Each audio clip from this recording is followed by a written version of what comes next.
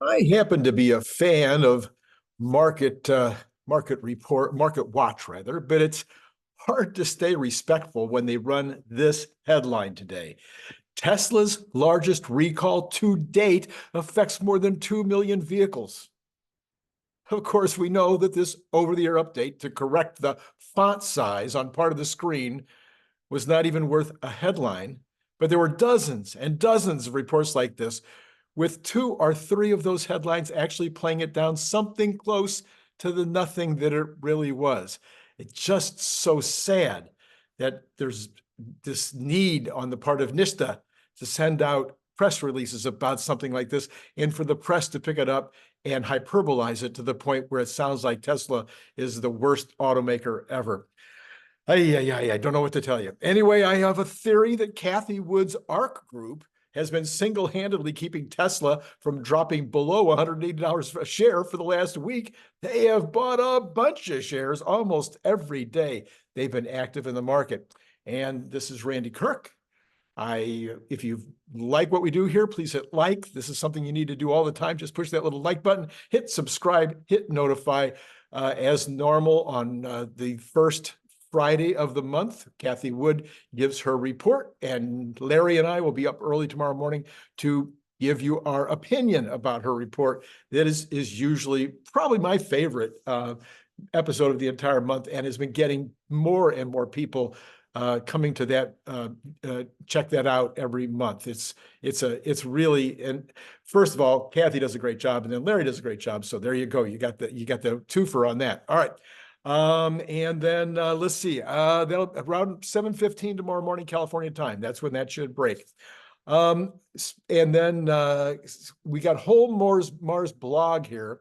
He says it appears that perhaps the new Model 3 has Osborne the Model Y. Now, you know what Osborne means, right? The Model 3 is so good and it's so inexpensive and it's so good looking. I mean, everything about it is so cool that maybe people now are switching to the Model 3 who might have bought a Model Y. Now, I think that that's probably true. I mentioned this as soon as I saw the very first YouTube review of it. Of course, I happen to be a sports car guy, and so that's part of it. But all in all, I'm just thinking, unless you really need an SUV, that you might be looking at that and going, no, I'll take that car instead. This, of course, means that Tesla needs to really get their act together and get the Model Y update done so that they can not be Osborning anymore. Now, the good news might be that the Model 3 might sell for more. That would increase margins. And of course, all that would be wonderful as well, as long as the Model Y sales don't drop. And everything that we're hearing right now sounds like production might be picking up here and there. So let's go through a couple of the numbers on that just for fun. We've got Piloli on X saying, Tesla Giga Shanghai Wholesale, their local China plus exports, the sales were 71,447. Now, this is in the ballpark of other recent months. If you take that annually, that'd be 856,000. I'm expecting at least 1.1 million out of Shanghai this year. So the rest of the year would have to be closer to $86,000. I mean, 86,000 units per month. Now that's going to be hard to do in February because you got Chinese New Year and a short month. So I'm thinking that we will see some 100,000 months starting in Q2 in order to get to that 1.1 million. Maybe I'm just being the optimist again, but that is my number for this year. Then James Catt, who has been the most successful or one of the most successful at predicting a lot of this stuff, he says, and by the way, he is on X, he is at Tesla Fan MTL. I think Q1 24 deliveries overall will fall somewhere between the high set in Q4 of 23 and the mid-year high in Q2. So he's saying 480,000 is a reasonable estimate for Q1, and this would be about a 14% year-over-year growth in volume. Of course, if we only get 14% year-over-year in January, then we're going to have to really get rolling if we're going to hit 25 or 35% increase for the year. And again, anyway, if you take his number and you annualize that, it would be under, just a tiny bit under the 2 million. So now you'd have to increase by 20% if we want to get to my number. We have to increase 20% from that number consistently all year to get to my number of 2.35. 20%. Seems easy, right? Well, we'll see. Troy Teslike, of course, who does a tremendous amount of work in order to come up with his numbers and also analyzes a lot of other things that are going on by just digging and digging and digging. He says, speaking of digging, the groundwork for Giga Mexico has not started yet.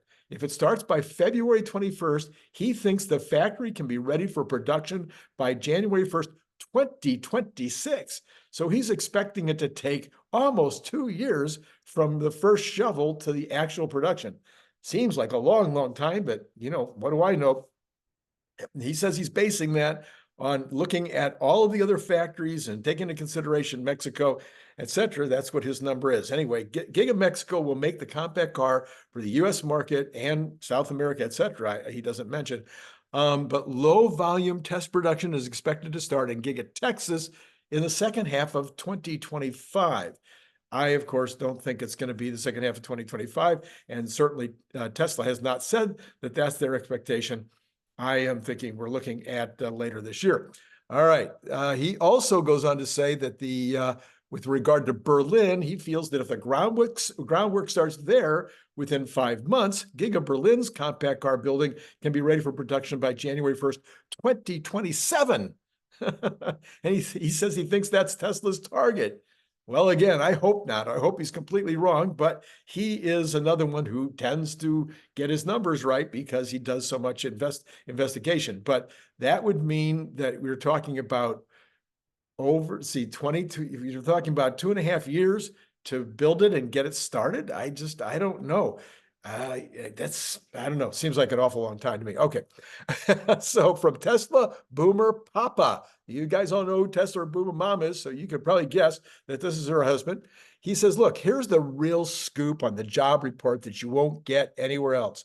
So up 350,000 in January, he says 2 points. Number one, January number is seasonally adjusted and in not a too clear way. January 23 had 573,000 jobs created. So a year ago, it was 517,000. This year, 353. So that's really a lot less. So if you take the number at face value, it's 164,000 less. Number two, but the real problem with the number is, of course, this is not reported, the fact that the average work week dropped from 34.3 hours to 34.1 hours. In other words, a 0.6% drop. Now you've got 160 million people in the workplace. That amounts to the equivalent of 1 million lost jobs, as equivalent, not actual lost jobs, due to the fewer hours worked. So now the advertised 353,000 job creation becomes a 650,000 job reduction. Now he says you could do the same thing in December of 2023 when average work week also went down from 34.4 to 30.43. A 500,000 equivalent job loss so that you actually have a negative number in December as well. He also says that a year ago, average work week was 34.6 thousand. It was 34.6 hours rather. So it has dropped by a whole half a point or by 1.4%, which accounts for 2.3 million equivalent job losses unaccounted for in the job creation statistics. Now, look, there's more to this story, and I'm going to share my screen to show you even more about this same subject. So we have here from E.J. Antoni. He says the January jobs report. Here's what you need to know that the talking heads and the government statisticians won't tell you, including why the real unemployment rate is between 6.3 and 7.4%. Now, Larry Goldberg would love this, wouldn't he? So he's showing us here what the total official reporting is. He's showing us what the labor force is, what the employment to population ratio is, the household survey comparison, and the establishment survey, and then he'll begin to talk about that. So let's go on from there. First, the headlines. Non-farm payrolls rose 353,000. We know that. Unemployment rate held steady at 3.7. The updates to the BLS data make it difficult to compare January 24 to prior months. They stated this themselves.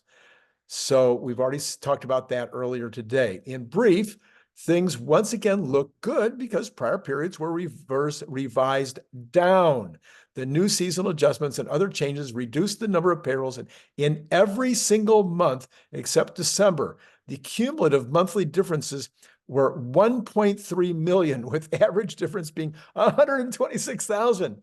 You can take a look at this chart and you can see the original number and then the number after it was revised. So you're talking about a bunch of big negative revisions.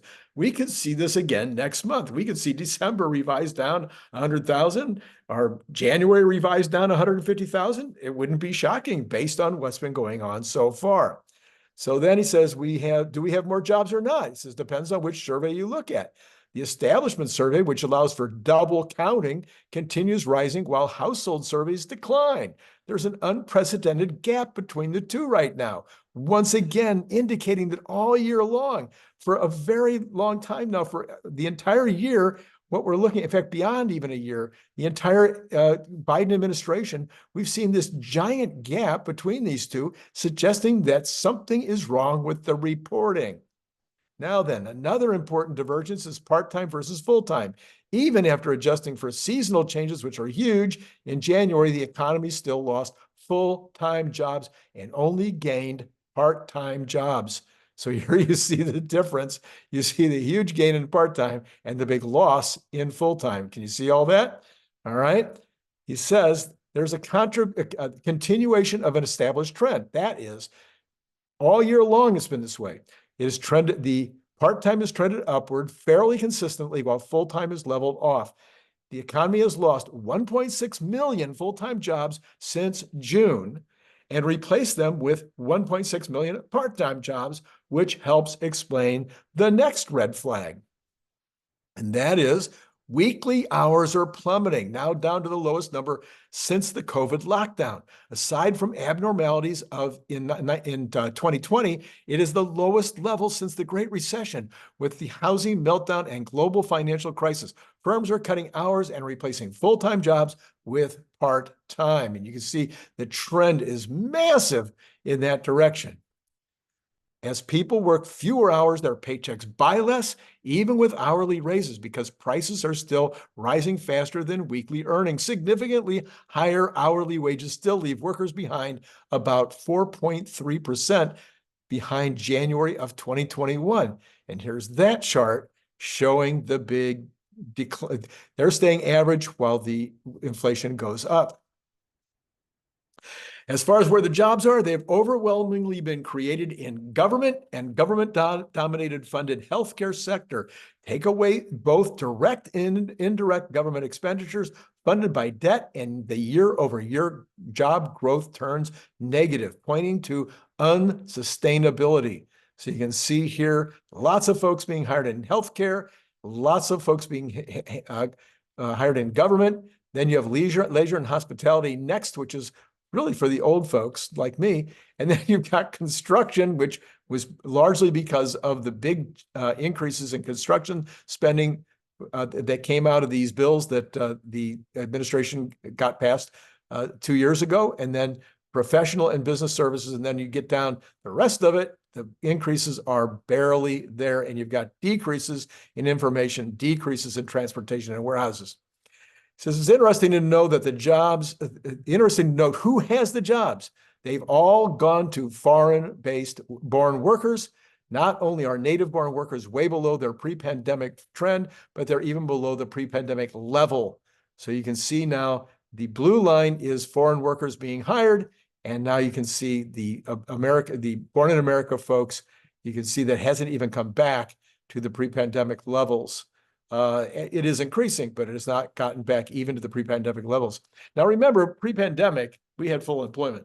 So, you know, the numbers were very, very strong pre-pandemic. Now, part of the reason that the foreign workers are making up a lot of that increase, of course, is that there just aren't any more American workers to get out there into the workforce. He says, in just the last year, a net 193,000 native-born workers lost their jobs, while a net 1.2 million foreign-born workers gained jobs. This is important to your year-over-year comparisons where the data sets, because they're not seasonally adjusted. Now, when he says lost their jobs, he's not necessarily talking about layoffs. He's saying that is the reduced amount in the workforce. So I think that would be important to make that distinction. And the number of people missing from the labor force remains stubbornly high, artificially reducing the unemployment rate. So you have people that have not yet returned, and that could be folks that were already near retirement age. That could be individuals who didn't really need to go back to work. That could be potentially families who would prefer to have the mom stay at home. There's a lot of reasons why people haven't gone back, but there is at least a fair number of folks that have not returned to the workforce. And some people flat out retired, of course. Depending on which methodology you prefer, you can calculate a more realistic unemployment rate that accounts for all of these missing workers, somewhere between 6.3 and 7.4. By the way, he says that's not horrific, but significantly higher than the official 3.7. He should have made a comparison of this number to pre-pandemic. I would have liked to have seen that number.